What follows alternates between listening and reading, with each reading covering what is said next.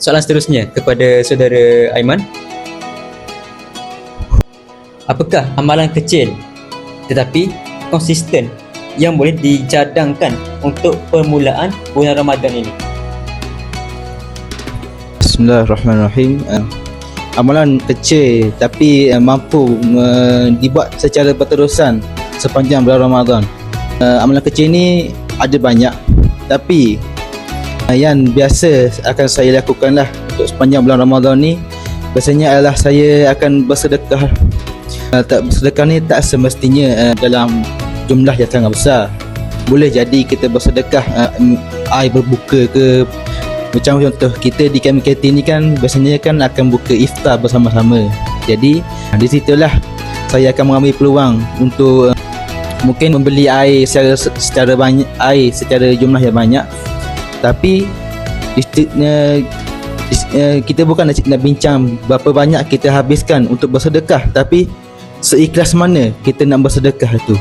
Jadi sedekah ni tak semestinya dalam jumlah yang beribu-ribu, beratus, tapi antara niat kita ikhlas kerana Allah ke tak.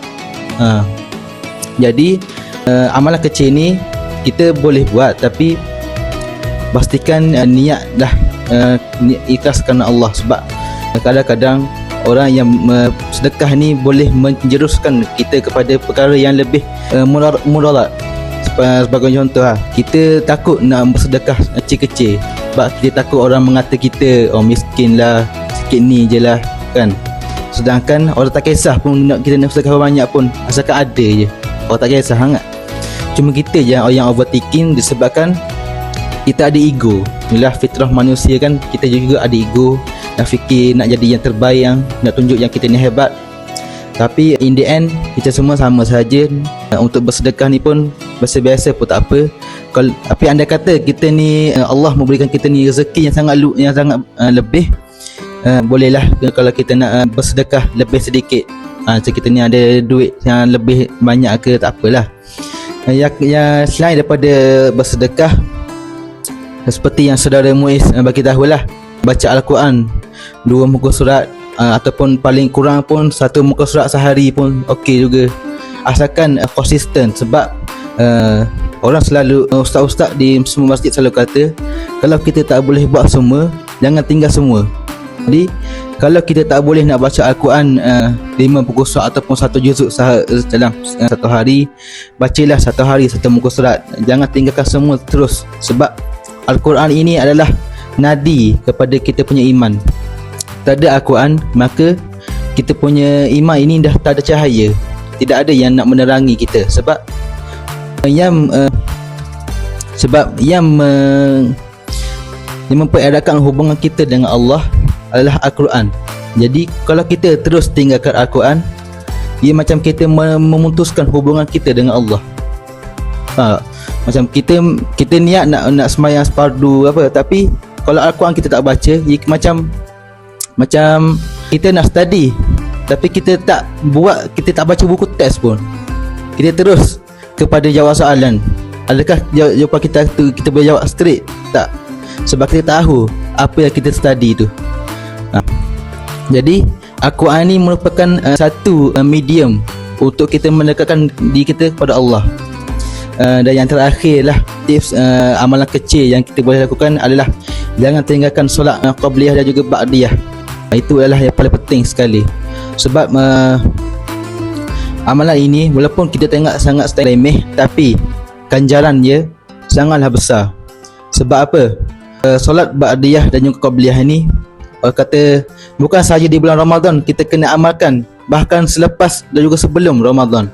Setengah orang ni mereka berpandangan ba'diyah dan qabliyah ni eloknya buat masa Ramadan saja, tapi bila habis Ramadan terus tinggal amalan ini. Pemikiran itu sangatlah tidak elok untuk diikutilah. Sebab apa? Nabi kita, Nabi Muhammad SAW tidak pernah meninggalkan solat sunat sepanjang hayat baginda lah. Jadi rugilah kita di bulan Ramadan ni. Bukan saja di bulan Ramadan, selepas bulan Ramadan, di bulan Ramadan kita push sampai habis, tapi bila dah habis kita dah hilang momentum di bulan Ramadan tu. Jadi saya harap yang mendengar podcast ni dapat mengamalkanlah apa 3 tips ni. At least kita boleh konsisten amalan ini pun, insya-Allah segala amalan ni kalau kita niat ikhlas kerana Allah pun boleh menjadi satu sebab ataupun asbab kita diterima untuk masuk ke syurga Allah, insya-Allah.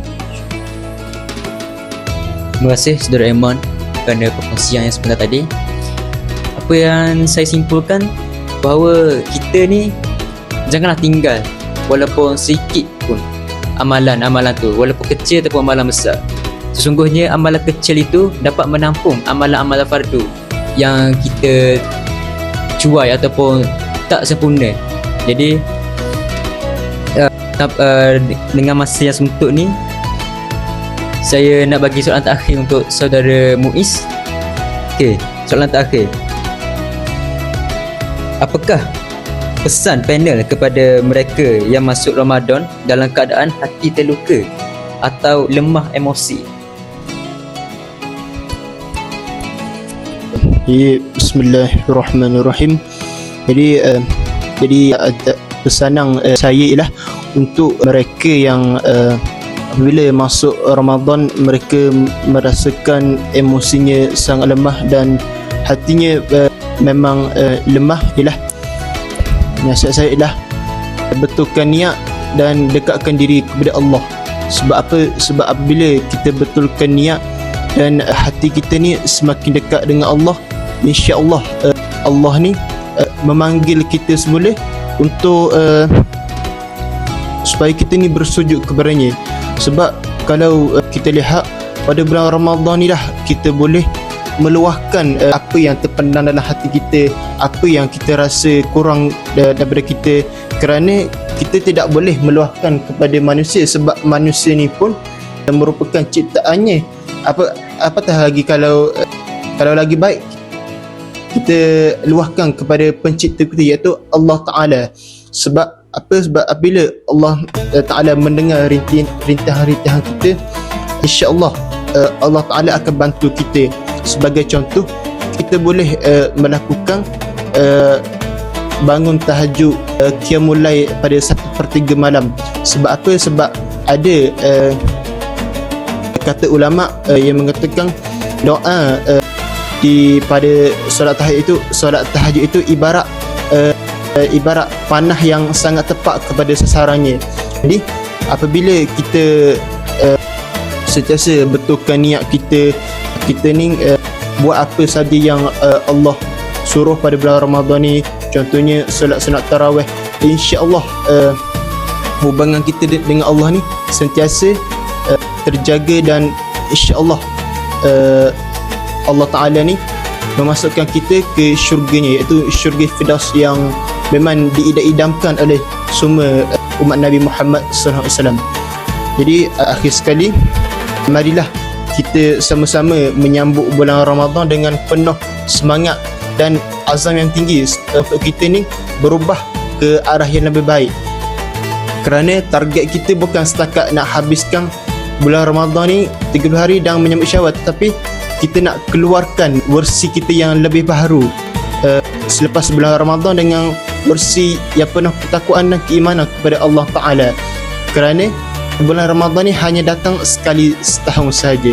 Jadi saya berharap semua yang mendengar podcast ini boleh mengambil iktibar dan memanfaatkan dalam kehidupan seharian, especially dalam bulan Ramadan. Jadi sekian. Terima kasih atas perkongsian tadi. Sebelum kita tutup podcast kita pada petang ni, ada soalan terakhir untuk diajukan kepada para panel. Soalan itu berbunyi, jika boleh beri satu pesanan kepada semua pelajar ataupun semua orang yang berada di dunia ni, apakah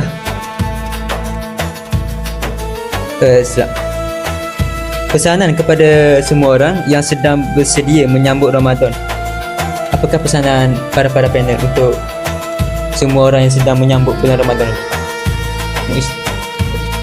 Saudara Aiman. Okey, pesanan untuk semua pelajar bagi menghadapi bulan Ramadan.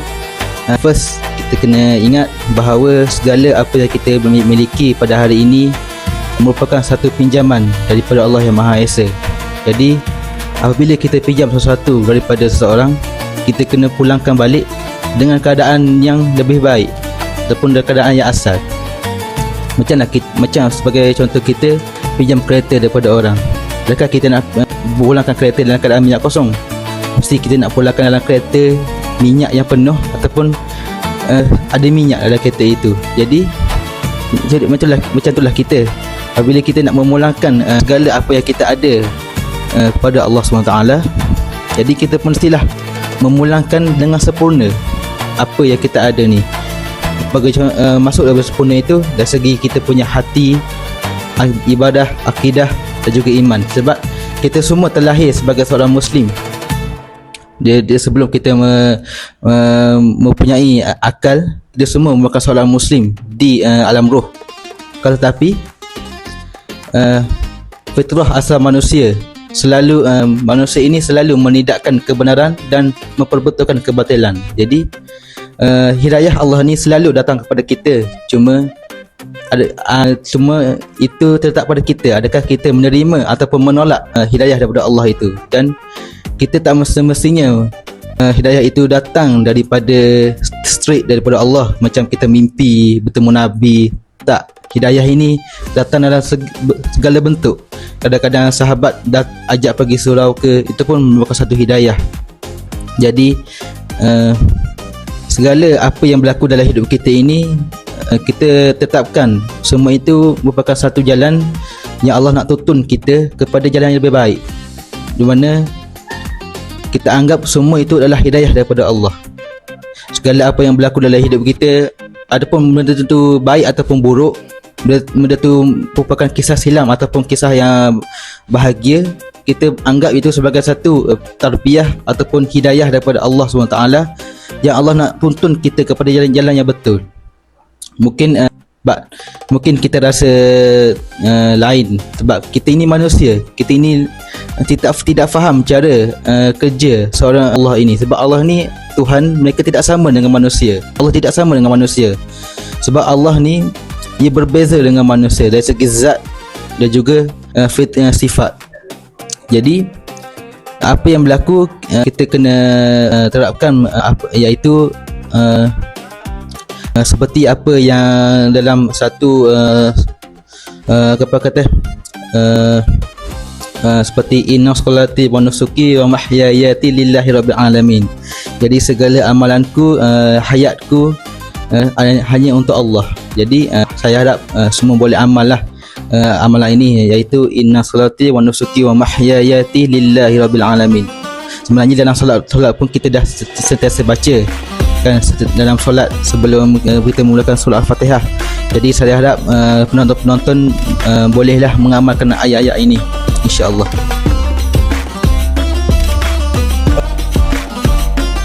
Terima kasih saudara Aiman kepada cadangan-cadangan ataupun pesan-pesan kepada semua orang di luar sana tentang sedang menyambut bulan Ramadan ni. Okey. Kepada saudara Muiz pula, berikan pesan kepada semua orang yang berada di luar sana tentang apa yang sedang mereka lakukan sekarang ataupun pesan yang sedang melakukan semasa bulan Ramadan ini. Jadi pesanan pertama saya lah untuk orang-orang yang berada di luar sana ialah kita sebagai umat Islam kena berasa gembira apabila datangnya bulan Ramadan, bukannya berasa rimas ataupun berasa gelisah. Sebab apa? Sebab bulan Ramadan ni merupakan bulan yang setahun sekali yang Allah kurniakan kepada kita, dan di mana pada bulan Ramadan ni lah pintu syurga dibuka dan pintu neraka ditutup dan syaitan pun diikat. Jadi masa bulan Ramadan dah kita boleh berdoa kepada Allah, berdoa dah apa-apa sahaja untuk yang kita nak idamkan, insya-Allah Allah akan mendengar doa kita. Dan yang kedua pula, yang paling penting sekali lah, target kita memburu Lailatul Qadar. Sebab apa? Sebab Allah sudah nyatakan dalam Al-Quran bahawa malam Lailatul Qadar ni merupakan malam yang lebih baik daripada 1000 bulan. Okey, jadi 1000 bulan ni bersamaan dengan 83 tahun. Bayangkan hanya satu malam sahaja bersamaan ibadatnya bersamaan dengan 83 tahun. Jadi nampak, kalau kita tengok situ nampak macam indahlah Islam tu. Sebab hanya satu malam saja, kalau kita menghidupkan amalan tu dengan bersungguh-sungguh, insya-Allah pahala itu bersama dengan 83 tahun. Jadi sekadar itu saja pesanan saya. Terima kasih Saudara Muiz kerana telah memberikan penjelasan sebaik mungkin. Bagi pendapat saya pula, untuk saya memberi pesan kepada semua yang sedang menyambut bulan Ramadan ni,